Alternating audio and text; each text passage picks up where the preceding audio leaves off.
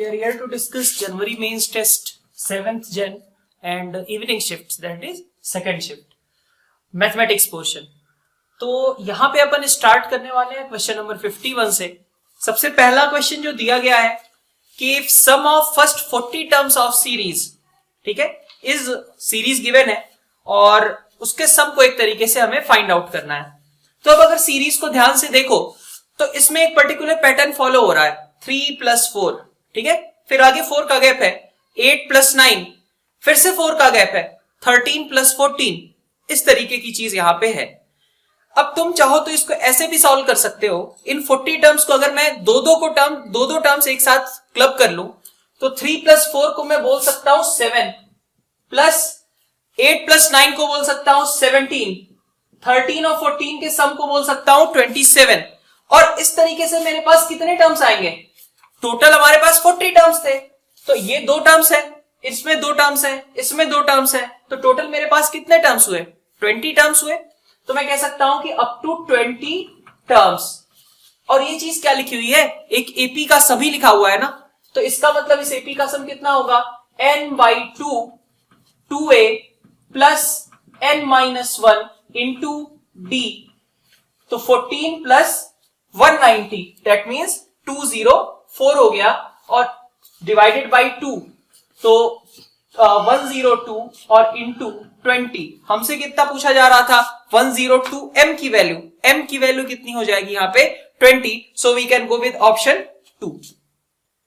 Question number 52 में देखें तो एक हमारे पास इस तरीके का एक्सप्रेशन दिया हुआ है। fx के बारे में बताया गया है कि ये 5th डिग्री का एक पॉलिनोमियल है जिसके क्रिटिकल पॉइंट्स गिवन है x + 1 और x = ±1। तो इसके बेसिस पे हमें fx के बारे में कुछ कमेंट करना है। तो जब ये चीज लिखी हुई है तो सबसे पहले मुझे क्या चीज पता चल रही है कि fx/x³ limit x tends to 0 will be equal to 2। सही है इतना? तो अगर ये चीज 2 है तो इसका मतलब fx भी क्या रहा होगा? fx में 2x³ की टर्म तो होनी चाहिए ना, तभी ये चीज 2 आ पाएगी।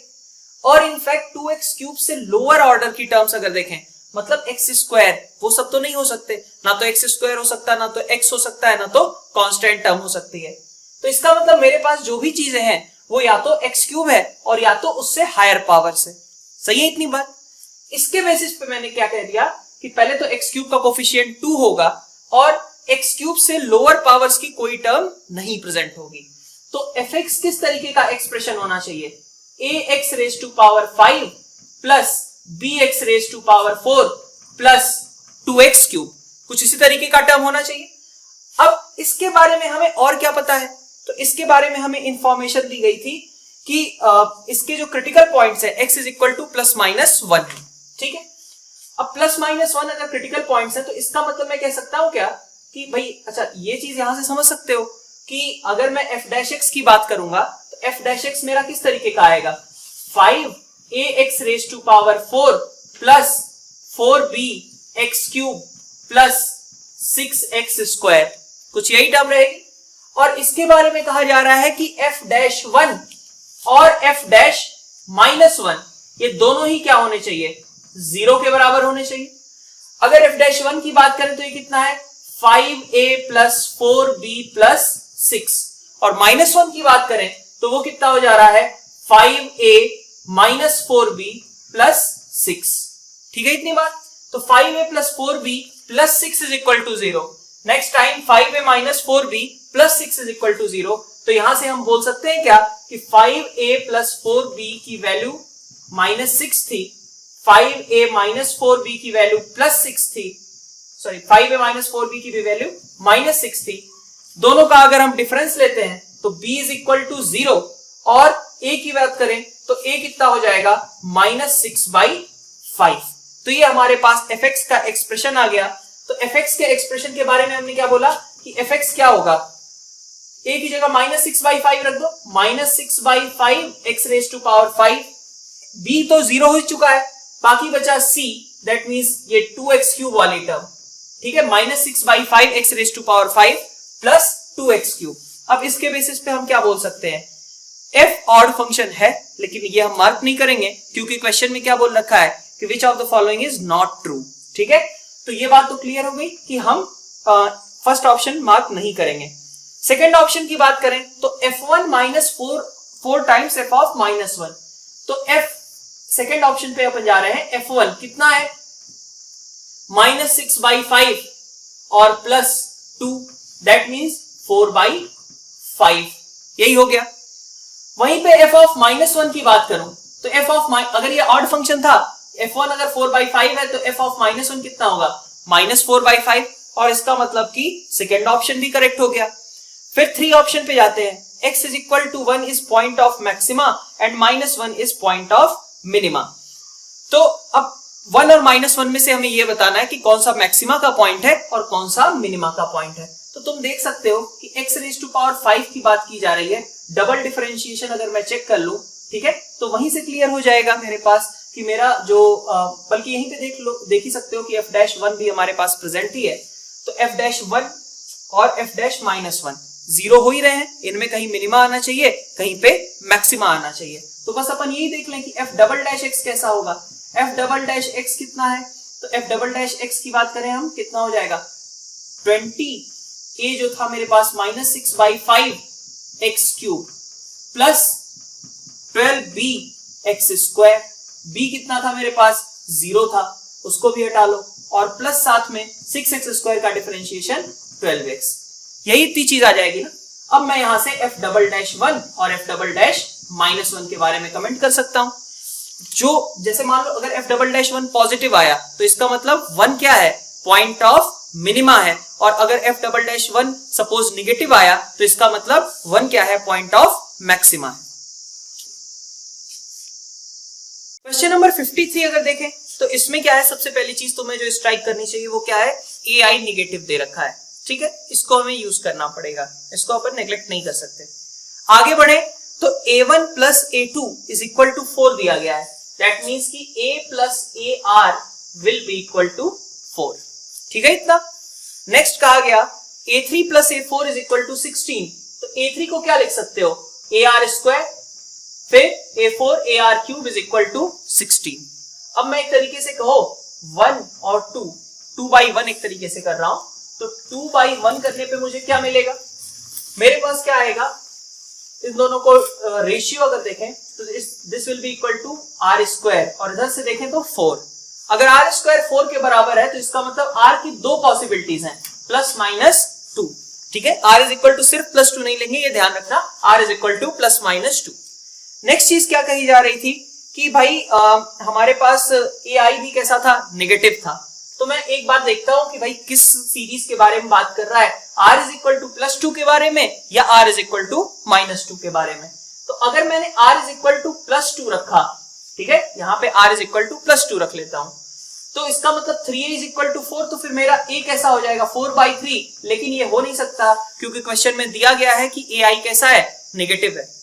अब मैं आगे बढ़ता हूं, r इज इक्वल टू -2 लिया, अगर r इज इक्वल टू -2 लिया तो इसका मतलब a की वैल्यू कितनी आएगी, -4। मतलब इसी सीक्वेंस के बारे में बात की जा रही है जब जीपी का फर्स्ट टर्म -4 और कॉमन रेशियो -2 है। अब मुझसे पूछा क्या गया कि मुझे समेशन ओवर ai निकालना है, i वेरीज फ्रॉम 1 to 9।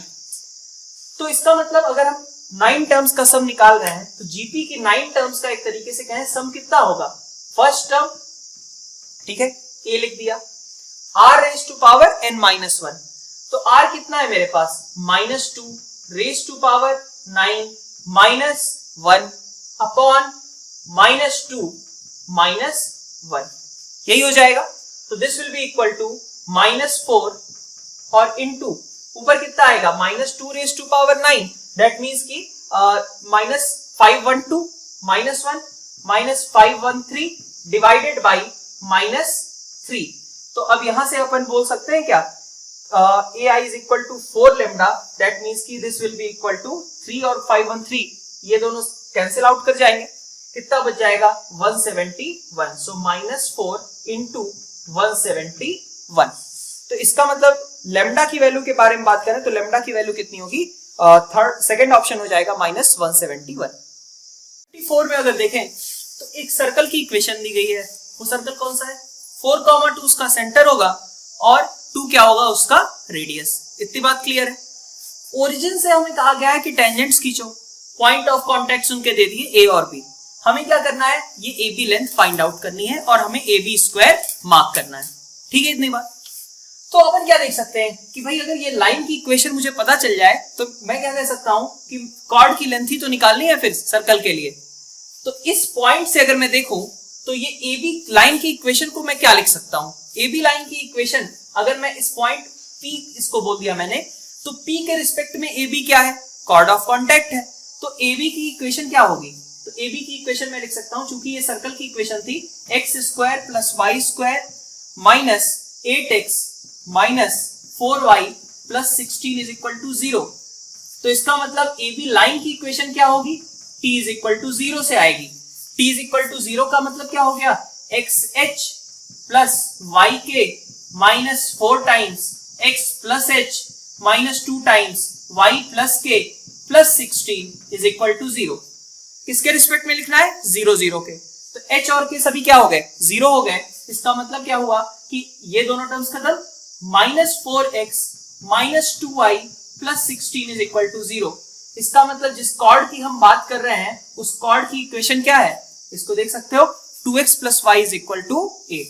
तो ये कॉर्ड की इक्वेशन हो गई 2x plus y minus 8 is equal to 0। लेकिन हमें इक्वेशन तो चाहिए नहीं था, हमें क्या चाहिए था, लेंथ ऑफ कॉर्ड। तो हम देख सकते हैं कि लेंथ ऑफ कॉर्ड कैसे निकालते हैं हम। यहाँ पे हमें सेंटर पता है 4,2, सर्कल का रेडियस भी पता है कितना है, 2 के बराबर है। ये लेंथ अगर मुझे मिल जाए तो फिर मैं पाइथागोरस यूज कर सकता हूं इजीली।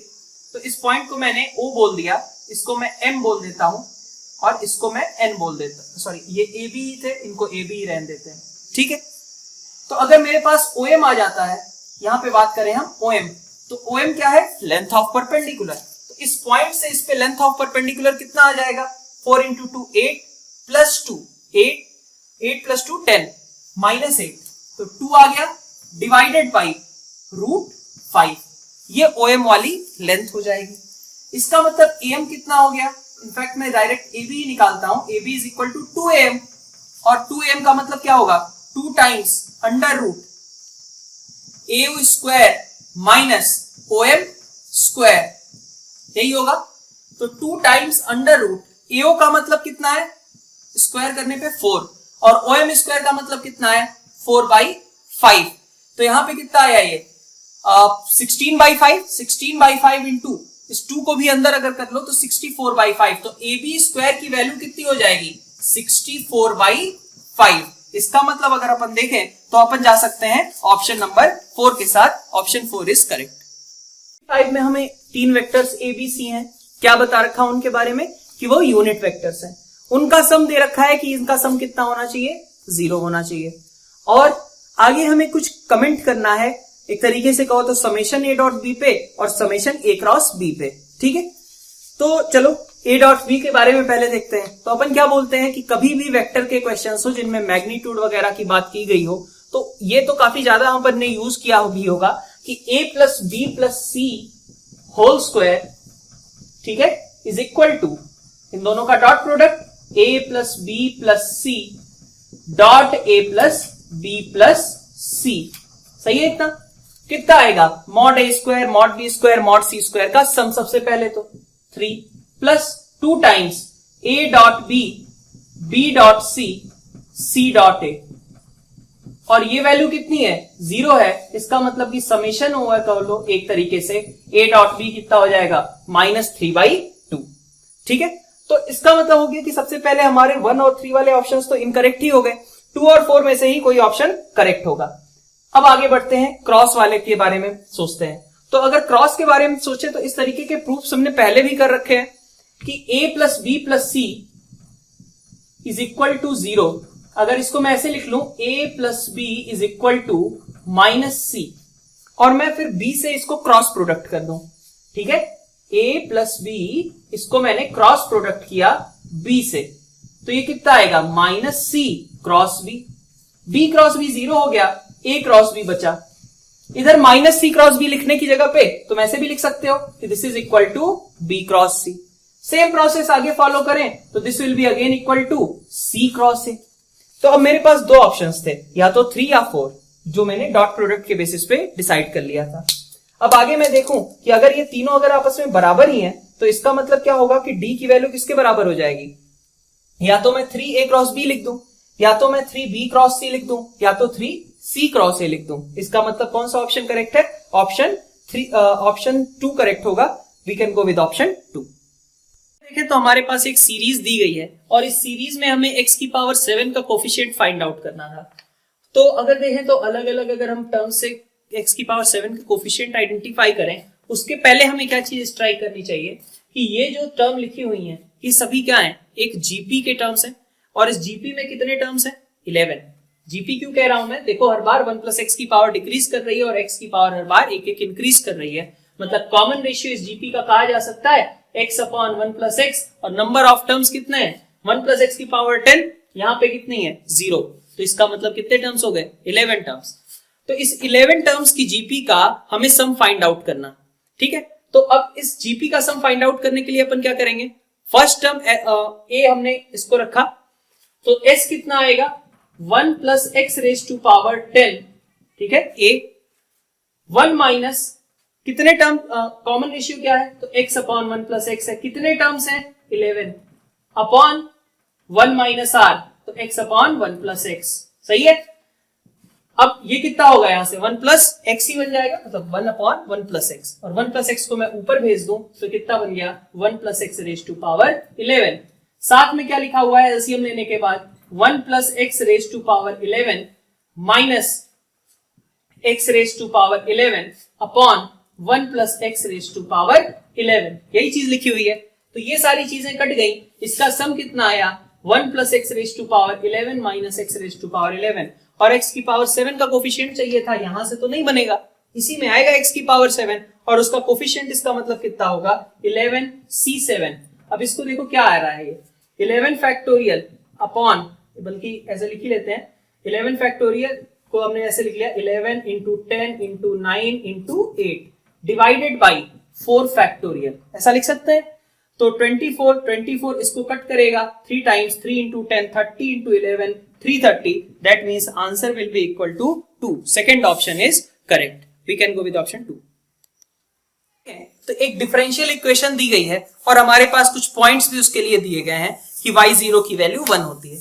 तो इसका अगर हम सोल्यूशन लिखना चाहेंगे तो कैसे स्टार्ट करेंगे, सबसे पहले तो देखो इसको क्या लिखा जा सकता है, dx by dy is equal to y square minus x, या फिर dx by dy plus x is equal to y square। क्या है ये, कौन सी इक्वेशन है, लीनियर डिफरेंशियल इक्वेशन। थोड़ा लिखने का तरीका अलग है, ठीक है। क्या उसमें रिक्वायरमेंट होती थी, dy by dx में हमने नेचुरली याद ही होता है, यहाँ पे थोड़ा सा चेंज है, x और y आपस में एक तरीके से अपनी जगह बदल चुके हैं। यहाँ x है, यहाँ x है, यहाँ y है और इधर भी y का फंक्शन है। तो अब देखो इसके लिए भी लीनियर डिफरेंशियल इक्वेशन का ही मेथड अप्लाई होगा, लीनियर डिफरेंशियल इक्वेशन। तो सबसे पहले क्या करते हैं, इंटीग्रेटिंग फैक्टर। इंटीग्रेटिंग फैक्टर क्या आएगा, e raise to power integration, normally क्या आता है p dx, लेकिन यहाँ पे क्या आएगा p dy। तो p dy that means e raise to power integration, p क्या है यहाँ पे 1 है, तो इसका मतलब e raise to power y, यही इंटीग्रेटिंग फैक्टर हो जाएगा। अब आंसर क्या लिखोगे, तो आंसर होगा, नॉर्मली क्या होता है y इंटू आई एफ, यहाँ पे क्या होगा x into I F is equal to integration q into if. So x into if e raised to power y is equal to integration over q. q यहाँ पे क्या है y square है into e raised to power y, ये बोल सकते हैं dy। ये इंटीग्रेशन हमें करना है। तो अब इसको अगर हम इसमें ऑफ कोर्स तुम्हें क्या अप्लाई करना पड़ेगा, बाई पार्ट्स ही अप्लाई करना पड़ेगा। और पार्ट्स कैसे अप्लाई करें, तो बाई पार्ट्स अप्लाई करने के लिए भाई आइलेट रूल लगा लो। आइलेट रूल के अकॉर्डिंग फर्स्ट फंक्शन किसको लोगे, अलजेब्रिकल को यहाँ पे। तो पहले मैंने फर्स्ट फंक्शन ले लिया और इसको मैंने सेकंड फंक्शन ले लिया, ये फर्स्ट है ये सेकंड है, बाई पार्ट्स अप्लाई किया। First x into e raise to power y as it is लिखा इधर, और इधर मैंने लिख लिया first function as it is second function का इंटीग्रेशन माइनस इंटीग्रेशन और पहले का डिफरेंशिएशन 2y, दूसरे का इंटीग्रेशन। अब फिर से वही चीज, फिर से एक बार हमें आइलेट यूज करना पड़ेगा यहाँ बाई पार्ट्स अप्लाई करने के लिए। इसको भी हमने क्या किया कि 2 को मैं अलग ही कर लेता हूं पहले, तो 2y e raise to power y dy, तो ये मैंने ले लिया सेकंड और इसको ले लिया मैंने फर्स्ट फंक्शन। तो ये y square e raise to power y minus 2 times, यहां पे देखें तो first function as it is लिखो, सेकंड फंक्शन का इंटीग्रेशन करो, माइनस पहले का डिफरेंशिएशन 1 हो जाएगा, दूसरे का integration e raise to power y ही रहेगा, तो e raise to power y। सही है इतना? ये फर्दर क्या होने वाला है, ई रेस टू पावर y ही होने वाला है, तो इसको मैंने एज इट इज लिख दिया। आगे फिर अपन x ई रेस प्लस एक कांस्टेंट ऐड कर लेते हैं, तो x e raise to power y is equal to y square e raise to power y minus 2y e raise to power y plus 2 e raise to power y plus c। ये हमारे पास equation आई। अब हमें information इसके अलावा क्या दे रखी थी, question में हमें इसके अलावा इंफॉर्मेशन दे रखी थी कि y at 0 is equal to 1। जब हम x की वैल्यू 0 रखते हैं और y की वैल्यू 1 रखते हैं तो देखते हैं हमारा इंटीग्रेशन कांस्टेंट क्या आता है। तो x को मैंने 0 रखा, इधर तो 0 बन गया, y को 1 रखा तो e आ गया माइनस 2e आ गया, प्लस यहां से फिर से कितना आया 2e plus c, that means c is equal to कितना हो गया यहां से माइनस e। c की वैल्यू कितनी है, माइनस e के बराबर है। अब मुझे क्या चाहिए कि x e y is equal to y square e y minus 2y e y plus 2e y minus e। ठीक है, ये हमारे पास डिफरेंशियल इक्वेशन है और इसमें कहा जा रहा है कि the curve intersects the x axis at a point where abscissa is, मतलब उस पॉइंट के बारे में पूछा जा रहा है जब y की वैल्यू 0 हो जाए। तो अगर मैं y को 0 रखता हूं तो मेरे पास क्या बचेगा, x इज इक्वल टू, यहां से मेरे पास ये सारे टर्म्स तो खत्म ही हो गए। ठीक है, जहां जहां y है वो सारे टर्म्स, मतलब ये वाला टर्म तो खत्म ही हो गया, यहां बचा मेरे पास 2। ठीक है, e की power 0 that means 1 minus e। सो यहां से अपने को 2 माइनस ई टाइप का बन रहा है और अपने पास यही आंसर आ जाएगा 2 minus E, that means option 1 is correct. 58 देखें तो एक हमारे पास क्वाड्रेटिक इक्वेशन दी गई है जिसके रूट्स बोले गए हैं कि अल्फा और बीटा है। तो ऑफ कोर्स इसके रूट जो है अगर हम निकालने जाएं तो दिखने में अच्छे नहीं लगेंगे। तो ये हमारे पास अल्फा बीटा इस तरीके के हैं। अब क्वेश्चन पे आगे बढ़ते हैं। क्वेश्चन में क्या कहा गया है, alpha raise to power k plus beta raise to power k, इन सब के बारे में कुछ इंफॉर्मेशन पूछी गई है। तो अब जैसे देखो फर्स्ट वाले ऑप्शन पे अगर जाएं, ठीक है, नॉट ट्रू हमें मार्क करना है, इस चीज का ध्यान रखना। तो फर्स्ट वाले ऑप्शन के साथ अगर स्टार्ट करें तो यहां पे क्या है हमारे पास कि P5 is equal to P2 into P3, और इवन आगे के भी क्वेश्चंस में देखो तो वहां P1 P2 P3 P4 P5 ये सारी चीजें हमें निकालनी पड़ रही हैं। तो अपन ट्राई करते हैं कि भाई P5 को हम सिंपल तरीके से रिप्लेस कर पाए, हो सकता है कि कुछ वहां से बनता हुआ दिखे। तो P5 के लिए अगर हम बात करें तो P5 वैसे मतलब अगर कहो तो फर्स्ट ऑप्शन तो बहुत आसानी से चेक किया जा सकता है कि ये करेक्ट है या नहीं। अगर मैं ये कहता हूं कि alpha 5 plus beta 5 is equal to alpha cube plus beta cube into alpha square plus beta square, ठीक है, यही चीज तो फर्स्ट ऑप्शन में लिखी गई है ना।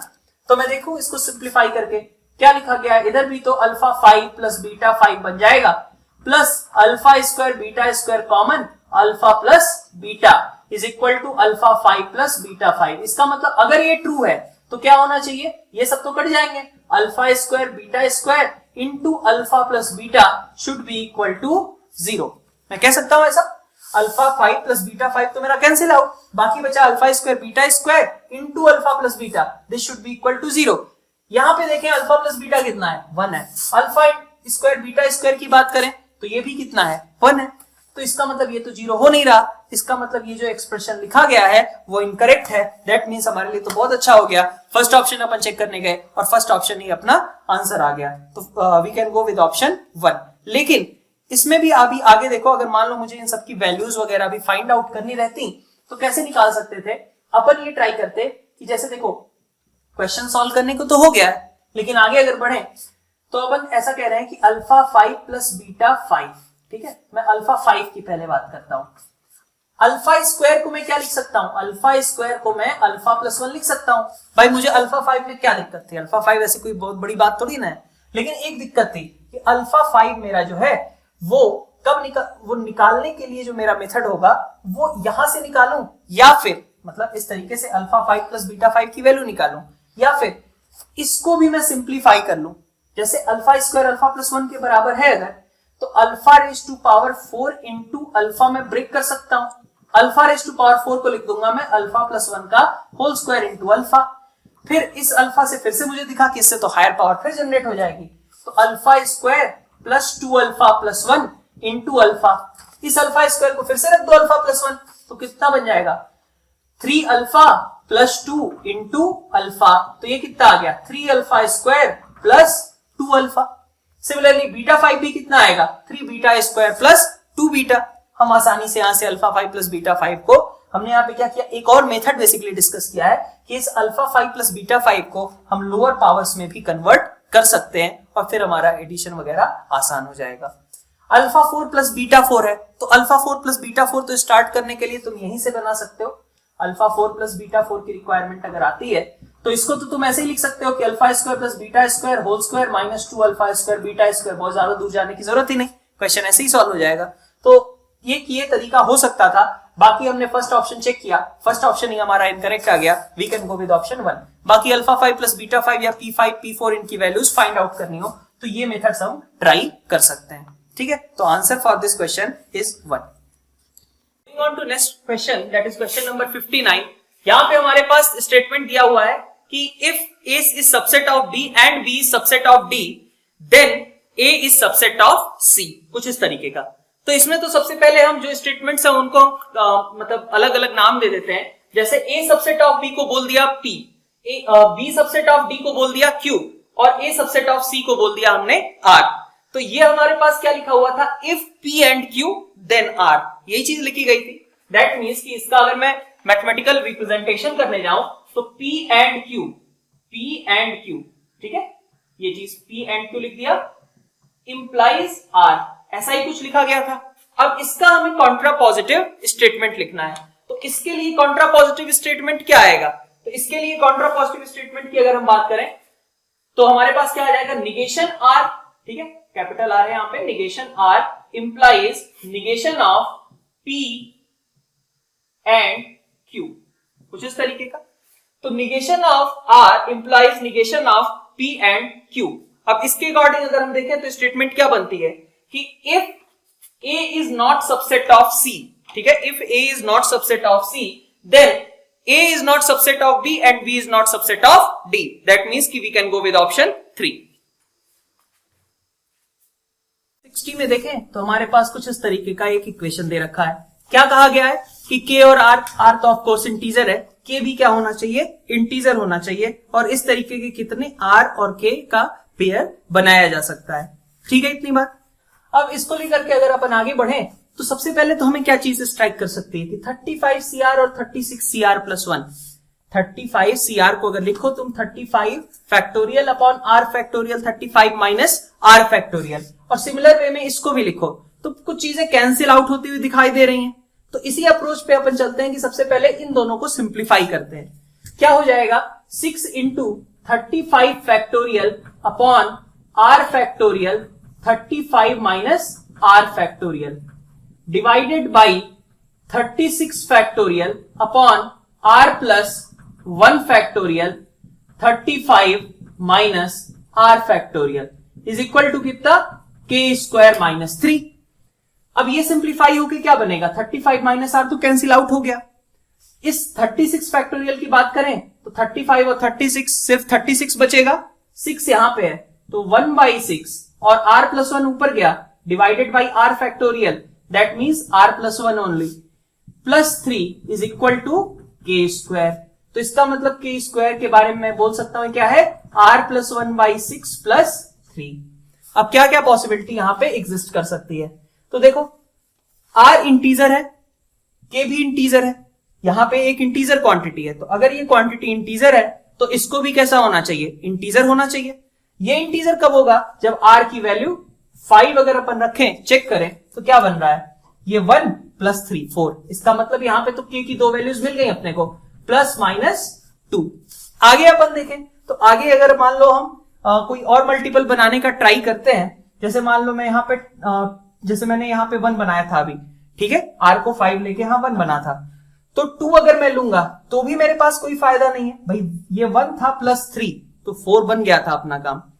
2 प्लस 3 से मेरा काम थोड़ी ना बनने वाला है, क्योंकि k तब इंटीजर नहीं रहेगा, k स्क्वायर इंटीजर होगा बट k इंटीजर नहीं रह जाएगा। अब आगे बढ़ते हैं। 3 प्लस 3 नहीं काम बनेगा, 4 प्लस 3 उससे भी काम नहीं बनेगा। कहां पे जाकर के अपना काम बनेगा, वो होगा 6 प्लस 3 पे। ठीक है, तो 6 प्लस 3 पे काम बनेगा, क्योंकि 1 प्लस 3 तो तुम ऑलरेडी कवर कर चुके हो। अगला स्क्वायर कहां आएगा, 6 प्लस 3। दैट मीन्स मुझे क्या चेक करना चाहिए, r is equal to 35। r is equal to 35 जब मैं चेक करूंगा तो ये 6 प्लस 3 9, इसका मतलब कि k की क्या वैल्यूज पॉसिबल होंगी, प्लस माइनस 3। अब अब देखो r इक्वल टू 35 से आगे तो जा ही नहीं सकते, क्योंकि यहां पे तो r हमारा मैक्सिमम कितना हो सकता है, 35 तक ही जा सकता है। इसका मतलब इसके अकॉर्डिंगली अपन आंसर कर सकते हैं 5 2 5 माइनस 2। इसी तरीके से 35 3 और 35 माइनस 3, ये सारे पॉसिबल ऑर्डर्ड पेयर्स होंगे। So accordingly we can give the answer. Question number 60 अगर देखें तो हमारे पास एक इलिप्स की इक्वेशन दे रखी है।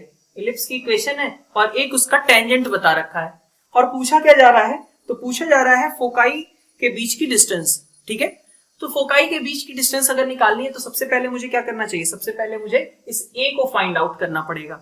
तो इस a की वैल्यू फाइंड आउट करने के लिए अपन क्या करें, कंडीशन लगाएं कि भाई ये लाइन इस कर्व के लिए टेंजेंट का काम करती है। तो वैसे इलिप्स की इक्वेशन अगर तुम्हें याद हो तो इस पे डिपेंड नहीं करता कि a बड़ा है या b बड़ा है, मतलब सेम, मतलब x स्क्वायर के नीचे वाली क्वांटिटी बड़ी है या y स्क्वायर के नीचे वाली क्वांटिटी बड़ी है। वो तो हमेशा यही होता है, y is equal to mx plus minus under root a square m square plus b square. तो खैर उसको भी अप्लाई करने के लिए सबसे पहली रिक्वायरमेंट मेरे पास क्या होनी चाहिए कि इसको मुझे कन्वर्ट करना पड़ेगा स्लोप इंटरसेप्ट फॉर्म में। तो मैंने सबसे पहले इसको स्लोप इंटरसेप्ट फॉर्म में कन्वर्ट करने का ट्राई किया। तो मैं लिख सकता हूं क्या कि y is equal to 3x by 4 minus 3 root 2। तो इसका मतलब m मेरा कितना है, 3 बाई 4 है, और c कितना है, माइनस 3 रूट 2 है। अब मैं अप्लाई करता हूं c square should be equal to a square m square plus b square. ये कंडीशन हमेशा करेक्ट है, a बड़ा है या b बड़ा है इस पे डिपेंड नहीं करता है। अब c स्क्वायर कितना हो गया, 18 हो गया, a स्क्वायर मेरे को नहीं मालूम, m स्क्वायर कितना है तो 9/16 प्लस b स्क्वायर कितना था, b स्क्वायर भी था अपना 9 के बराबर। तो 9a square by 16 is equal to 9। इसका मतलब a की वैल्यू कितनी आ गई यहां से, 4। ठीक है, तो a 4 आ गया। इसका मतलब कि अगर हम इलिप्स की बात करें तो इसकी इक्वेशन क्या थी, x square by 16 plus y square by 9 is equal to 1। अब a तो मेरे पास 4 हो ही चुका है, e और निकालने की जरूरत थी। e will be equal to under root 1 minus b square by a square. Standard ellipse है तो कोई ज्यादा दिक्कत भी नहीं आई हमें, अपन बोल सकते हैं ये कितना हो गया, अंडर रूट 7/4। अब हमें क्या चाहिए था, डिस्टेंस। तो डिस्टेंस यहाँ पे फोकाई के बीच की कितनी होगी, 2ae होगी। तो 2ae की वैल्यू अगर हम कहें तो 2ae कितना हो गया, 2 into 4 into under root 7/4। So answer should be equal to 2 root 7। That means कि we can go with option 4। Fourth is correct. 62 देखें तो 62 तो बिल्कुल बच्चों वाला सवाल दिया हुआ है। क्या था कि fx हमारे पास एक एक्सप्रेशन है, वो c की वैल्यू बताओ जबकि LMVT सेटिस्फाई होती है। तो बहुत ही आसान सा क्वेश्चन बोर्ड्स में भी पूछ लिया गया, एनसीईआरटी के एग्जांपल्स में भी होता है, बहुत ही आसान सा क्वेश्चन है। क्या करना होगा, अपन बोलेंगे कि f dash c should be equal to fb minus fa। तो f1 minus f0 divided by 1 minus 0। तो f डैश c की बात करें कितना होगा, 3c square minus 8c plus 8 is equal to f1 की बात करें कितना आएगा, 1 8 9 और 11 20 और 20 माइनस 4 दैट इज 16। 0 पे देखें तो it is 11 divided by 1 so it is equal to 5। So 3c square minus 8c plus 3 is equal to 0 के लिए हमें रूट्स लिखने हैं। तो c की वैल्यू क्या आई, 8 plus minus under root 64 minus 3 into 3 9 4 times 36 divided by 6. So it will be equal to 8 plus minus under root 28 by 6. So अब इसको भी चाहो तो तुम 2 से डिवाइड कर सकते हो, ऊपर नीचे कितना आ जाएगा, 4 प्लस माइनस रूट 7 by 3। अब अकॉर्डिंगली अगर हम आंसर की बात करें तो अब यहाँ पे तो हमें एक्स सी कैसा चाहिए था, 0 और 1 के बीच चाहिए था। 4 प्लस वाला तो अपन ले नहीं सकते हैं, 4 माइनस के ही साथ जाना पड़ेगा। That means c should be equal to 4 minus root 7 by 3 and answer 2 is correct. So finally we will go with option 2। 3 में देखें तो हमारे पास कुछ इस तरीके का डेफिनेट इंटीग्रेशन का एक्सप्रेशन दे रखा है और यहां से हमें अल्फा की वैल्यू फाइंड आउट करनी है। तो अब यहाँ पे देखो तुम, सबसे पहले तो मैं ये कह सकता हूं कि ये मॉड एक्स जो है अपनी डेफिनेशन कहां पे ब्रेक करेगा, 0 पे। और चूंकि यहाँ पे जो वैल्यूज ली गई हैं एक्स की -1 से 2 तक है, इसका मतलब 0 पे डेफिनेशन ब्रेक होनी चाहिए। अब आगे अपन देखें तो इसको लिखा जा सकता है -1 से 0 e raise to power alpha x dx plus 0 से 2 e raise to power minus alpha x dx। क्या किया मैंने, जब x -1 से 0 के बीच होगा तो मॉड कैसा खुलेगा, -x, और जब 0 से 2 के बीच होगा तो उस समय कैसा खुलेगा, +x is equal to 5 divided by 4 alpha. अब इसका इंटीग्रेशन अगर लिखें तो this is e raise to power alpha x by alpha from -1 to 0, और यहाँ पे e raise to power minus alpha x upon minus alpha from 0 to 2 should be equal to 5 upon 4 alpha. अब अगर अपन इसको रखते हैं तो 0 रखोगे तो कितना आएगा, 1 अपॉन अल्फा आएगा, -1 रखा तो e की power minus alpha divided by alpha, plus इधर से देखें 2 रखते हो तो 2 रखने पे कितना आएगा, e raise to power -2 alpha upon minus alpha, और 0 अगर रखता हूं मैं तो मेरे पास आ जाएगा -1 upon minus alpha, that means +1 by alpha. So 5 by 4 alpha is equal to this whole expression.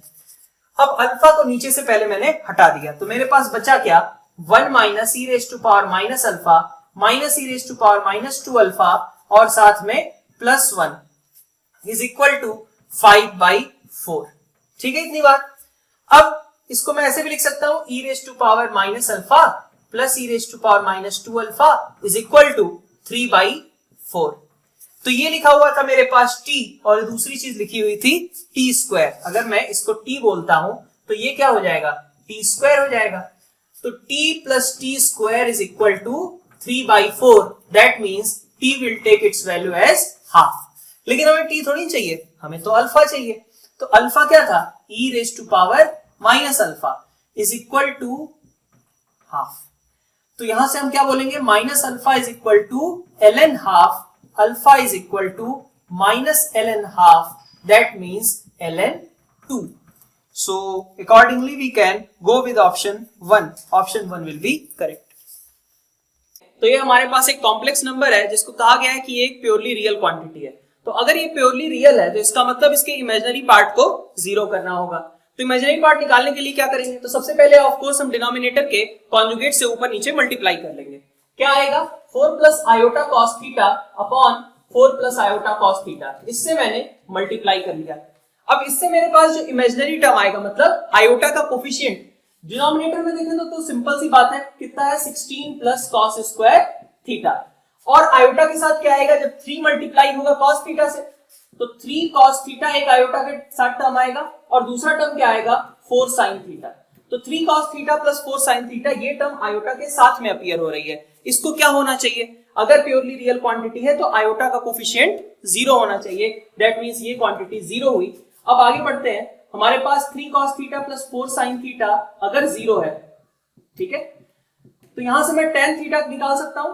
tan theta की वैल्यू मेरे पास कितनी आ गई, tan थीटा आ गया मेरे पास sin theta upon cos theta, tan theta हो जाएगा 3 plus 4 tan theta, that means कि tan theta is equal to -3/4। इसका मतलब कि sin थीटा और cos थीटा दोनों हम निकाल सकते हैं, कहीं एक प्लस होगा कहीं एक माइनस होगा। तो इसको अगर मैं ड्रॉ करने का ट्राई करूं, tan थीटा अगर मेरा -3/4 है, ठीक है, मैं मानता हूं कि थीटा मेरा सेकंड क्वाड्रेंट का था। तो अगर थीटा सेकंड क्वाड्रेंट का था, ठीक है, अगर थीटा सेकंड क्वाड्रेंट से है तो इसका मतलब क्या हुआ कि साइन थीटा की वैल्यू क्या रही होगी, साइन थीटा रहा होगा 3/5 और कॉस थीटा नेगेटिव रहा होगा, दैट विल बी -4/5। तो हमारे पास जो कॉम्प्लेक्स नंबर पूछा गया है sine theta plus iota cos theta, तो अगर हम sine theta plus iota cos theta की बात करें तो ये कितना होगा, 3/5 -4/5 आयोटा। अगर प्लॉट करें तो हमारे पास 3/5 पॉजिटिव में मतलब x कोऑर्डिनेट पॉजिटिव और y कोऑर्डिनेट नेगेटिव टाइप का लेना है। तो 3/5 माइनस 4/5 आयोटा मतलब यहां कहीं पे लाई करेगा, ठीक है। 3 ये हो जाएगा तुम्हारा माइनस 4/5 और इधर होगा अपना 3/5, ठीक है। तो अब इसका एंगल अगर हम देखें तो इसका एंगल कितना है, तो देख सकते हो 4/3 आएगा। tan थीटा की अगर बात करो तो tan थीटा या थीटा चूंकि ऑलरेडी यूज हो चुका है इसलिए अल्फा यूज कर लेते हैं। tan अल्फा की अगर बात करें तो tan अल्फा कितना है, 4/3 बोल सकते हैं। इसका मतलब कि इसके लिए हमारे पास माइनस tan इनवर्स 4/3 आता, ठीक है, क्योंकि ये इस साइड में है तो माइनस tan इनवर्स 4/3 हुआ। दूसरी चीज एक और हो सकती है कि भाई ये तो हमने तब किया ना जब साइन पॉजिटिव और कॉस नेगेटिव लिया। अब दूसरा केस ले लेता हूं मैं, अगर थीटा मेरा फोर्थ क्वाड्रेंट का था, थीटा अगर फोर्थ क्वाड्रेंट का था तो क्या होगा, साइन थीटा मेरा कैसा आएगा, नेगेटिव आएगा और कॉस थीटा मेरा कैसा आएगा, पॉजिटिव आएगा। तो अब मैं किसकी बात कर रहा हूं, माइनस 3/5 प्लस 4/5 आयोटा। और इसका प्लॉट अगर करें हम तो ये कुछ यहां पे आएगा जहां पे ये लेंथ होगी 4/5 और 3/5 इधर होगा। अब इसका अगर अल्फा देखें तो tan alpha is equal to कितना है, tan अल्फा है 4/3, लेकिन हमें अल्फा तो मार्क करना नहीं, हमें आर्गुमेंट मार्क करना है। आर्गुमेंट कितना आएगा, pi minus alpha, that means pi minus tan inverse 4/3, so answer should B 3 because other option is not present. 65 अगर देखें तो एक सबसे पहले स्टार्ट किया है उसने ट्रिग्नोमेट्रिक इक्वेशन से और एंड किया है डेफिनिट इंटीग्रेशन पे। तो ट्रिग्नोमेट्रिक इक्वेशन की अगर हम बात करें तो इसको सॉल्व करना सबसे पहले स्टार्ट करते हैं। बहुत ही सिंपल सी बात है, यहाँ पे कोसेक थीटा है, कॉट से कोसेक बनाया जा सकता है। 2 cosec square theta minus 2 minus 5 cosec theta plus 4 is equal to 0। तो ये बन गया 2 cosec square theta minus 5 cosec theta plus 2 is equal to 0। अब यहां से तुम सिंप्लीफाई करके निकाल सकते हो कि भाई कोसेक थीटा की वैल्यू कितनी आएगी। तो अपने पास कोसेक थीटा की दो वैल्यूज हैं, एक तो 2 है और दूसरी वैल्यू अपने पास है 1/2। तो इसका मतलब कि कोसेक थीटा 1/2 तो नहीं हो सकता, दैट मींस कि theta will be equal to π/6 and 5π/6 in given interval 0 से 2π। अब हमें सॉल्व क्या करना था, अब अपने एक्चुअल क्वेश्चन पे आते हैं। यहाँ पे है इंटीग्रेशन cos स्क्वायर 3 थीटा, कहां से कहां तक, तो π/6 से लेकर के 5π/6 तक। तो बहुत ही फिर से आसान सी बात है कि ये इंटीग्रेशन को सॉल्व कैसे करते हैं। तो cos स्क्वायर 3 थीटा को हमने cos 6 थीटा में बदल लिया, इंटीग्रेशन ओवर 1 माइनस cos बल्कि 1 plus cos 6 theta divided by 2 d theta, π/6 से 5π/6, ठीक है। 1/2 अलग करो, क्या बचता है, d थीटा का इंटीग्रेशन थीटा, cos 6 थीटा के लिए अपने पास क्या आ जाएगा, sin 6 थीटा बाई 6। लिमिट्स रख दी मैंने π/6 से लेकर के 5π/6 तक, कितना आएगा, हाफ। 5π/6 सबसे पहले रखा तो 5π/6 प्लस, जब 6 थीटा की बात करूंगा तो ये पोर्शन 0 हो गया, π/6 रखूंगा तभी ये पोर्शन 0 हो गया, लेकिन π/6 पे ये बचा रह जाएगा, इसको मैंने लिख दिया माइनस π/6। तो 4π/6 डिवाइडेड बाई 2, दैट मींस कि दिस इज π/3 एंड जो ये हमारा 65 वाला क्वेश्चन था इसका आंसर ऑप्शन 3 हो जाएगा। क्वेश्चन नंबर 66 अगर अपन देखें तो क्वेश्चन नंबर 66 में ए मैट्रिक्स दी गई है, बी मैट्रिक्स लिखने का क्या तरीका होगा। तो बी मैट्रिक्स के लिए अपन बस यही आई और जे की वैल्यूज रखते जाते हैं। एक बार मैंने अगर आई जे को 1 1 रखा तो यहाँ पे कितना बनेगा, 3⁻0 a11। फिर अगला 3⁻, नेक्स्ट टर्म में मैं आई और जे को 1 और 2 रखूंगा तो 3⁻1 a12, 3 square a13। Next term में जब 2 1 रखा तो 3⁻1 a21, 3 square a22, 3 cube a23। और उसके बाद 3 स्क्वायर, जब मैं 3 1 रख रहा हूं तो 3 स्क्वायर a31, 3 क्यूब a32 और 3⁻4 a33। ये हमारे पास बी मैट्रिक्स बन करके आ गई। ए का डिटर्मिनेंट दिया गया है, अब ए और बी में देखो तो बहुत ज्यादा डिफरेंस नहीं है, बहुत आसानी से हम इसमें एक रिलेशन एस्टेब्लिश कर सकते हैं। क्या तरीका होगा, अगर मैं यहां से 3⁻1 बाहर निकाल लेता हूं, ठीक है, यहां से 3 इस पूरे रो से, सेकेंड रो से इनफैक्ट 3⁻1 बाहर निकाल लिया, थर्ड रो से मैंने 3 स्क्वायर बाहर निकाल लिया, तो मेरे पास 3 क्यूब बाहर निकल गया और उसके बाद क्या बचा होगा, उसके बाद बचा होगा a11 3 a12 3 a13। इसके बाद अगले टर्म में क्या बचा होगा, मैंने चूंकि यहां से 3 की पावर 1 बाहर निकाला था तो a21 फिर 3a22 3a23 और उसके बाद नेक्स्ट टर्म से मैंने 3 स्क्वायर बाहर निकाला था सबसे लास्ट वाली रो से, तो मेरे पास बचेगा a31 और यहां पे 3a32 और उसके बाद 3a इनफैक्ट यहां 3 स्क्वायर a33। ये चीजें बची रह जाएंगी। क्या किया मैंने, इस पहले रो को एज इट इज रखा, सेकंड रो से 3 बाहर निकाला और थर्ड रो से मैंने 3 स्क्वायर बाहर निकाला, 3 क्यूब बाहर आ गया, बाकी यही टर्म बची हुई है। अब ये टर्म क्या थी, इस टर्म में से भी देखो सेकंड कॉलम जो है वहां से मैं 3 निकाल सकता हूं और थर्ड कॉलम से मैं 3 स्क्वायर निकाल सकता हूं, तो 3 मैंने बाहर कर दिया। बाकी क्या लिखा हुआ था, बाकी तो a ही था ना, 3 इंटू a। तो इसका मतलब अगर मैं डिटर्मिनेंट की बात करूं कि डिटर्मिनेंट ऑफ b दिया गया है 81, तो डिटर्मिनेंट ऑफ b खुद जो था वो 81 था, ठीक है। तो a का डिटर्मिनेंट कितना होगा, तो बहुत ही आसानी से अपन बता सकते हैं कि यहां पे हमारे पास a की वैल्यू कितनी आ जाएगी, डिटर्मिनेंट ऑफ मतलब इसको लिख लो 3 और into determinant of a is equal to 81, that means determinant of a is equal to 1/9। So ये जो क्वेश्चन है अपना 66, इसमें अपन फर्स्ट ऑप्शन के साथ जा सकते हैं। 67 अपन देखें तो यहाँ पे हमारे पास दो इनइक्वालिटीज दी गई हैं कोऑर्डिनेट के फॉर्म में, तो कोऑर्डिनेट की मतलब इक्वेशंस कोनिक्स के फॉर्म में। तो अगर मैं उसको समझूं कि इक्वालिटीज से सबसे पहले समझना शुरू करना होगा और फिर देखना होगा कि अकॉर्डिंगली कौन सा रीजन है जो कि इनइक्वालिटी को सेटिस्फाई करता है। तो एक इक्वालिटी थी अपने पास y is equal to 4x², अपना सिंपल क्वाड्रेटिक वाला पैराबोला बना दिया। दूसरी इनइक्वालिटी थी y is equal to 8x+12, simple straight line, वो भी ड्रॉ कर ली। अब देखते हैं कि हमें किस पोर्शन के बारे में पूछा जा रहा है क्वेश्चन में। तो क्वेश्चन में कुछ ऐसे लिखा गया है इनइक्वालिटी के बारे में कि y अपना 4x² के कंपैरिजन में बड़ा है। तो y अपना अगर 4x² के कंपैरिजन में बड़ा है तो इसका मतलब क्या हुआ कि इस कर्व से, ठीक है, y is equal to 4x², अगर मैं इस पोर्शन की बात करूं यहाँ पे तो दोनों आपस में बराबर हैं। मैं अगर ऊपर का कोई भी पॉइंट लेता हूं 0,1, सपोज ये 0,1 यहाँ पे है, तो क्या वो सेटिस्फाई कर रहा है, तो हमारे पास 4x² की साइड से क्या आ रहा है 0, ठीक है, और y की साइड से क्या आ रहा है 1। लेकिन मुझे क्या चाहिए था, मुझे चाहिए था क्वेश्चन के अकॉर्डिंग कि मेरा y बड़ा हो। तो बिल्कुल कुछ ऐसी रिक्वायरमेंट है कि इस कर्व के ऊपर वाले जो पॉइंट्स हैं वो सभी के लिए हमारी जो गिवन इनइक्वालिटी है वो सेटिस्फाई हो रही है। तो इसका मतलब कि हमारे पास ये पूरा पोर्शन इस कर्व के ऊपर वाला आएगा ही आएगा।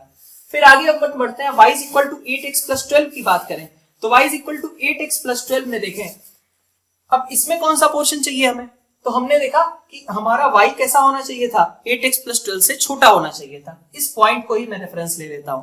0 का मतलब इस लाइन से मुझे नीचे के पॉइंट चाहिए या ऊपर के पॉइंट चाहिए, मुझे ये चीज डिसाइड करनी है। तो मैंने देखा 0,0 मुझे किस तरीके का रिजल्ट दे रहा है। 0,0 के लिए अगर मैं देखूं तो 8x+12 मेरा बड़ा हो जाएगा और y जो है मेरा छोटा हो जाएगा। मुझे ऐसा ही चाहिए था कि y मेरा छोटा रहे और 8x+12 बड़ा रहे। इसका मतलब इस लाइन से नीचे ये ओरिजिन सेटिस्फाई करता है, इसका मतलब इस लाइन से नीचे वाला हर एक पॉइंट सेटिस्फाई करेगा और ये अपना रिक्वायर्ड रीजन हो गया। कैसे, y is equal to 4x² वाले कर्व से ऊपर के पॉइंट चाहिए थे और y is equal to 8x+12 से नीचे के पॉइंट चाहिए थे। इसका मतलब कि ये पोर्शन अपना रिक्वायर्ड पोर्शन है। अब इसका एरिया हमें निकालना है, तो एरिया निकालने के लिए हमें पहले ये दोनों पॉइंट्स चाहिए। ये दोनों पॉइंट्स निकालने के लिए 4x² is equal to 8x+12 को सॉल्व किया, x² - 2x - 3, x is equal to 3 और -1। तो एक तो पॉइंट आ गया अपने पास x इज इक्वल टू 3 पे, 3, तुम यहां से कह सकते हो कि 3,36 और -1 अगर मैंने x को रखा तो यहां से आ जाएगा मेरे पास -1,4। तो अब मैं इंटीग्रेट करता हूं, मेरा अपर कर्व थ्रू आउट क्या है 8x+12 और लोअर कर्व मेरे पास क्या है -4x² dx। इसको इंटीग्रेट करना था कहां से कहां तक, starting from -1 to 3, this will be our required area. अब यहां पे अपन आगे बढ़े, 8x का मतलब क्या है 4x² इंटीग्रेशन के बाद प्लस 12x माइनस 4x² का मतलब क्या हो गया 4 into x³ by 3। अब यहाँ पे अपन लिमिट रख लेते हैं ये -1 से 3। Accordingly we will mark the answer. 8 अगर देखें तो यहाँ पे हमारे पास एक इक्वेशन दे रखी है, इम्प्लिसिट टाइप का फंक्शन है, y को सिंपली x के टर्म में तो यहाँ एक्सप्रेस नहीं किया जा सकता, और इस इम्प्लिसिट फंक्शन के लिए हमें डिफरेंशिएशन की वैल्यू किसी पॉइंट पे फाइंड आउट करनी थी, dy by dx। तो क्या करें, सिंपली डिफरेंशिएट कर दें जैसा इम्प्लिसिट फंक्शंस में करते हैं। तो ये हमारे पास प्रोडक्ट रूल से डिफरेंशिएशन स्टार्ट होगा, y under root 1 minus x square का क्या आएगा, y dash under root 1 minus x square. फिर नेक्स्ट टर्म अगर मैं देखूं तो y को एज इट इज रखा और 1 माइनस एक्स स्क्वायर की पावर हाफ, इसका डिफरेंशिएशन किया, half into 1 minus x square raise to power minus half into minus 2x। k का डिफरेंशिएशन 0 हो गया, माइनस साइन अलग किया, x को एज इट इज रखा, under root 1 minus y square का डिफरेंशिएशन कितना हो जाएगा, half 1 minus y square minus half और 2y minus 2y in fact y dash, ये एक टर्म हो जाएगी, और प्लस साथ में under root 1 minus y square, x का डिफरेंशिएशन तो 1 ही आने वाला था। अब इसके बाद जो हमें से कहा गया है कि y at half is equal to -1/4, तो अब हम आगे x is equal to half और y इक्वल टू -1/4 इस एक्सप्रेशन में अपन पुट कर देते हैं। इसके अकॉर्डिंगली हमारे पास आंसर आ जा रहा है y डैश का उस पॉइंट पे -√5/2।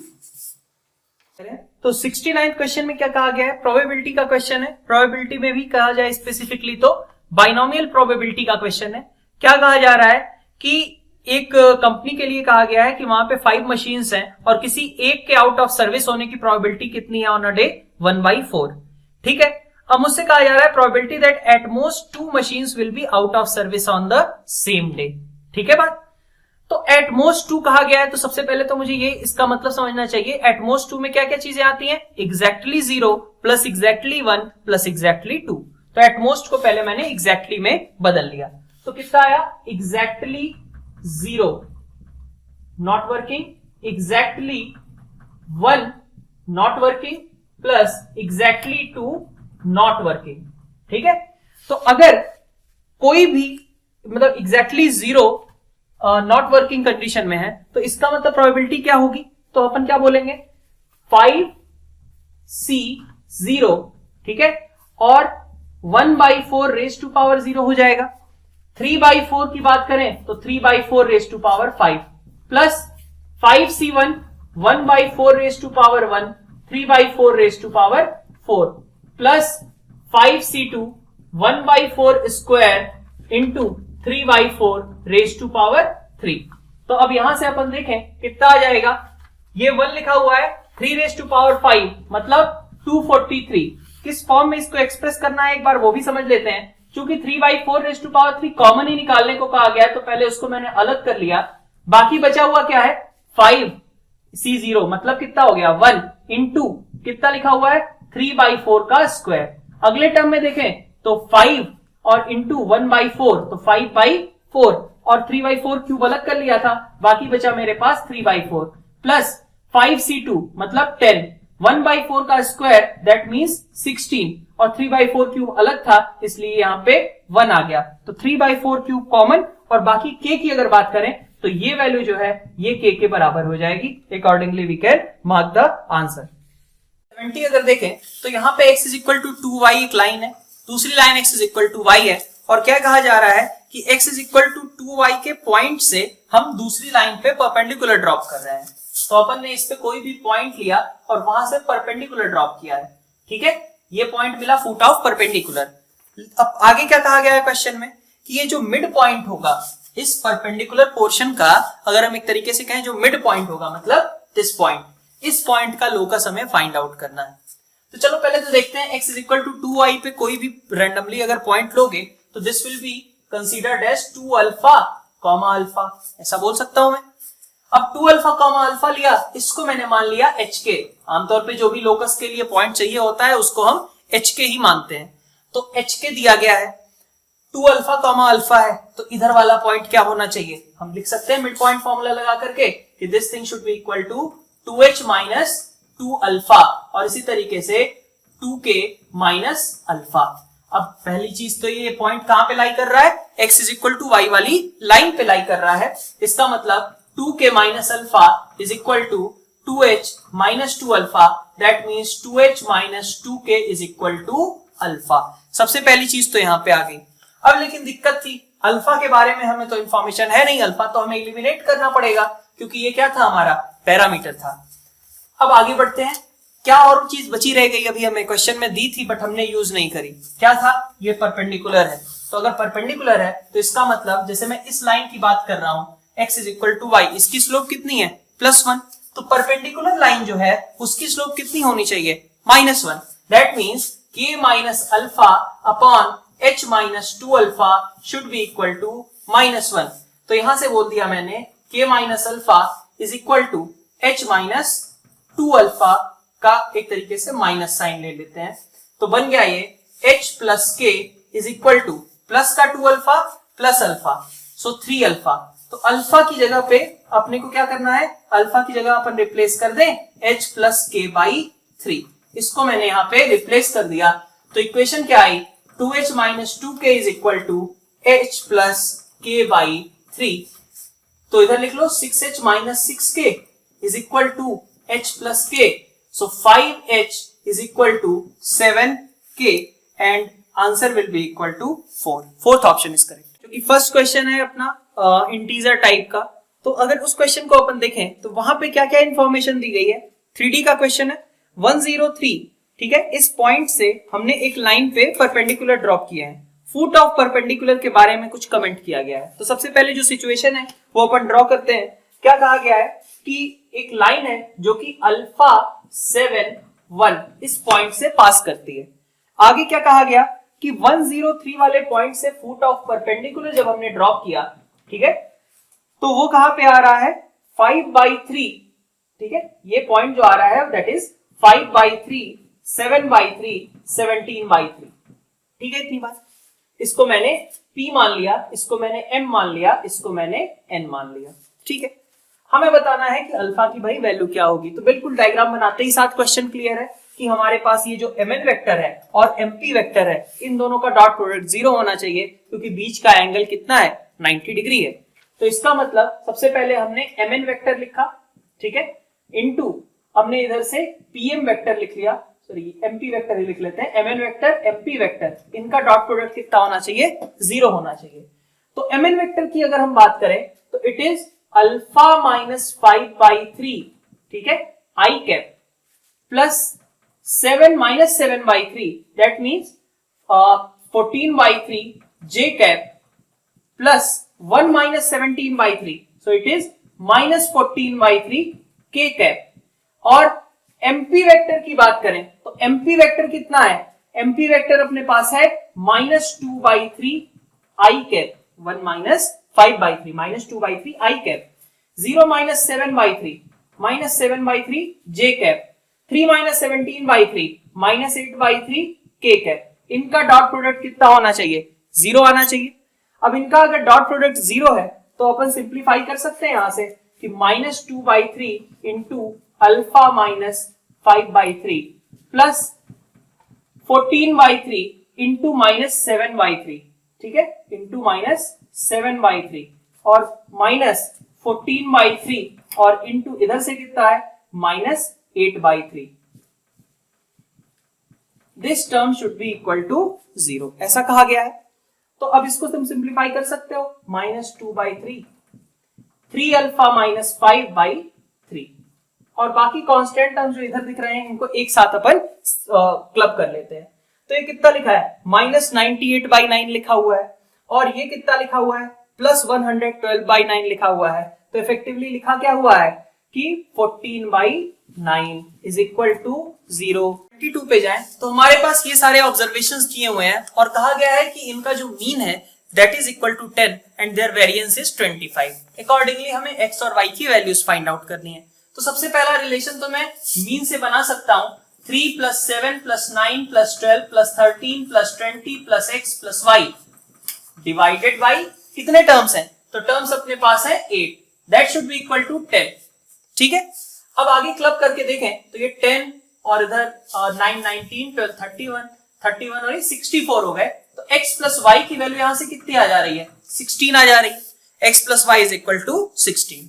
अब आगे बढ़ते हैं, नेक्स्ट वेरिएंस के बारे में हमें कमेंट करना है। तो वेरिएंस का फॉर्मूला क्या होता है? Variance is summation over x i square by n minus x bar whole square. क्या है ये चीजें?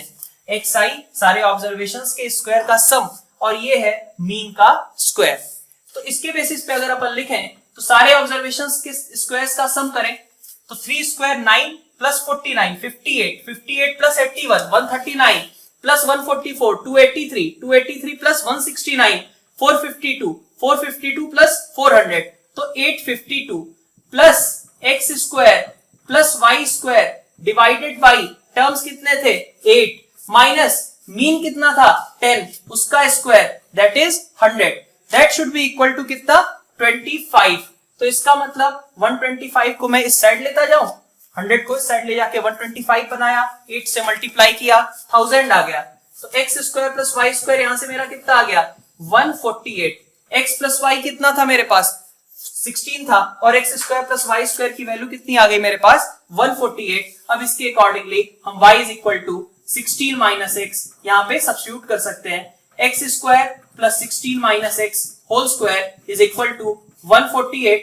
सो it is 2x square plus 256 minus 32x is equal to 148 x square और यहाँ पे कितना आ गया 108 16x भी लिख लिया और 256 माइनस 148 तो 108 और उसके साथ में बचा रह जाएगा अपने पास 54। ठीक है तो x square minus 16x plus 54। अब इसके अकॉर्डिंग हम x माइनस वाई की ही वैल्यू निकालनी है तो वो तो सीधा हम यहां से भी निकाल सकते हैं x माइनस वाई का होल स्क्वायर। तो this will be equal to x plus y whole square minus 4xy। तो ये दोनों चीजें हमारे पास पता है, हमारे पास xy की वैल्यू आ जाएगी और अकॉर्डिंगली हम x माइनस वाई आंसर निकाल सकते हैं। This will be our way to solve this. तो यहाँ पे हमारे पास तीन इक्वेशंस दे रखे हैं, तीन लीनियर इक्वेशंस और इनके लिए कहा गया है कि मोर देन 2 सॉल्यूशंस। तो मोर देन 2 सॉल्यूशन का ऑब्वियसली मतलब क्या है कि इनफाइनाइट सॉल्यूशंस इसके एग्जिस्ट कर रहे होंगे। तो इनफाइनाइट सॉल्यूशन के लिए अगर है तो अपन एक शॉर्ट ट्रिक यूज कर सकते हैं कि भाई अगर z को मान लो मैंने 0 रख दिया, ठीक है, पहले दोनों में भाई इसमें अननोन हमारे पास कोफिशिएंट्स हैं बट फर्स्ट 2 में तो कोई प्रॉब्लम नहीं है ना। तो z इक्वल टू 0 अगर रख दे तो हमारे पास क्या आ जाएगा x plus y is equal to 6 and x plus 2y is equal to 10। That means कि y की वैल्यू 4 हो गई और x की वैल्यू 2 हो गई। एक पॉइंट हमारे पास आ गया y equal to 4 x equal to 2 and z is equal to 0। So 2 4 0 एक ये पॉइंट हो गया। फिर आगे बढ़ते हैं, अगर हम y को 0 रख देते हैं इन्हीं दोनों में तो ये 2 4 0 एक ऐसा पॉइंट हो गया जो कि इन दोनों को सेटिस्फाई करता है। दैट मींस इससे भी सेटिस्फाई होना चाहिए। सिमिलरली अगर y इक्वल टू 0 रख देते हैं तो हमारे पास क्या आएगा x plus z is equal to 6 और x plus 3z is equal to 10। तो इसका मतलब z की वैल्यू कितनी आ गई 2 आ गई और x की वैल्यू कितनी आ गई 4। तो हमारे पास कोऑर्डिनेट क्या आ गए 4 0 2। ठीक है तो ये दोनों ही पॉइंट्स अगर मैं यहाँ पे रख देता हूं तीसरी वाली इक्वेशन में तो लेमडा और म्यू के बारे में कमेंट कर सकता हूं। तो अगर मैंने 2 4 0 को इसमें रखा तो मेरे पास क्या आएगा 3 into 2 6 plus 8 14 is equal to mu. ठीक है क्या, तो म्यू की वैल्यू मेरे पास सबसे पहले आ गई कि 14 होगी। 4 0 2 इसको रखता हूं तो क्या आएगा 3 into 4 12 और प्लस 2 लेमडा। ठीक है 4 0 2 को इस बार रखा तो क्या आएगा 12 plus 2 lambda is equal to mu की वैल्यू कितनी थी 14। दैट मींस लेमडा की वैल्यू कितनी हो गई 1। तो अब हमारे पास कह सकते हैं कि लेमडा की वैल्यू 1 है म्यू की वैल्यू 14 है। दैट मींस जो आंसर पूछा गया है हमसे that will be 13। 74th question अगर देखें तो 74th क्वेश्चन में क्या है कि ए सेट है जो कि मल्टीपल ऑफ 2 होने चाहिए और बी सेट में क्या है मल्टीपल ऑफ 7 आने चाहिए। तो हमें एक ऐसे स्मॉलेस्ट सबसेट बनाना है जिसमें कि हमारे पास ऐसे सारे एलिमेंट्स हो जो कि ए और बी में आते हैं। इसका मतलब हमें क्या बेसिकली काउंट करना है, हमें काउंट करना है कि नंबर ऑफ एक तरीके से ऐसे सारे नंबर्स को काउंट करना है जो आइदर 2 और 7 के मल्टीपल्स हैं। इतनी ही बात है ना, कहां से कहां तक तो 1 से स्टार्ट करके 50 तक जाना है। तो इसका मतलब मैं कह सकता हूं कि भाई 2 के तो कितने मल्टीपल्स आएंगे 2 4 6 और 50 चूंकि इंक्लूड करना है तो इसलिए हमारे पास 25 टर्म्स आएंगे जो कि सिर्फ ए के होंगे। ठीक है तो एक तरीके से मैं कहूं कि सिर्फ ए के कितने टर्म्स हैं तो सिर्फ ए के 25 टर्म्स हैं। सिर्फ बी की बात करूं, ठीक है सिर्फ b की बात करूं तो यहां पे कितने टर्म्स है मेरे पास? 7 टर्म्स है, 7, 14 अप टू 49। लेकिन अब ध्यान से देखो, a प्लस बी डायरेक्टली नहीं कर सकते, क्योंकि कुछ ऐसी भी चीजें हैं जो कि दोनों में एग्जिस्ट करती हैं। मतलब a intersection b, a intersection b मतलब क्या हुआ? ऐसे टर्म्स जो कि 2 और 7 दोनों के मल्टीपल हो, मतलब 14 के मल्टीपल। और 14 के कितने मल्टीपल होंगे? 1 से 50 के बीच में 3। इसका मतलब कि हमारे a यूनियन b में कितने टर्म्स है? तो 25 plus 7 minus 3, so answer will B 29। This is the answer. तो ये हमारे पास एक fx पीसवाइज फंक्शन दिया गया है। x इक्वल टू 0 पे वैल्यू k है, नॉट इक्वल टू 0 पे कोई फंक्शन डिफाइन है। और हमें क्या करना है? आगे हमसे बोला गया है कि इस k की वैल्यू बताओ so that function is continuous. तो बहुत ही आसान सा क्वेश्चन, बस इतना ही कहा जा रहा है कि इसकी लिमिट क्या होगी, यही ना? कंटिन्यूअस होने के लिए this k should be equal to limit.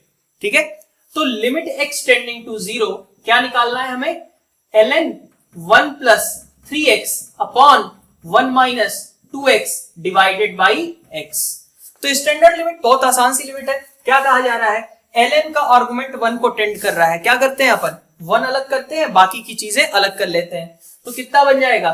Limit x tending to 0 ln, यहां पे 1 मैंने अलग किया, बाकी बचा 5x upon 1 minus 2x divided by x। So this will be equal to limit x tending to 0 ln 1 plus this thing. मतलब एक step अगर तुम लिखना चाहो तो बोल सकते हो 5x अपॉन 1 माइनस 2x को अगर मैं डिनोमिनेटर में लिख दूं, ठीक है, तो मुझे ऑफ कोर्स यहां मल्टीप्लीकेशन में भी लिखना पड़ेगा 5x अपॉन 1 माइनस 2x और डिवाइडेड बाई x। ये चीज मेरी स्टैंडर्ड लिमिट हो गई ना, जो कि 1 को टेंड कर रही है। और ये वाली चीज क्या होगी भाई? x तो कैंसिल हो गए, 1 माइनस 2x ने क्या बनाया? 1 बनाया। तो इसका मतलब ये क्या बन रहा है? 5 बन रहा है। So 5 into 1, this answer is equal to 5, k must be equal to 5।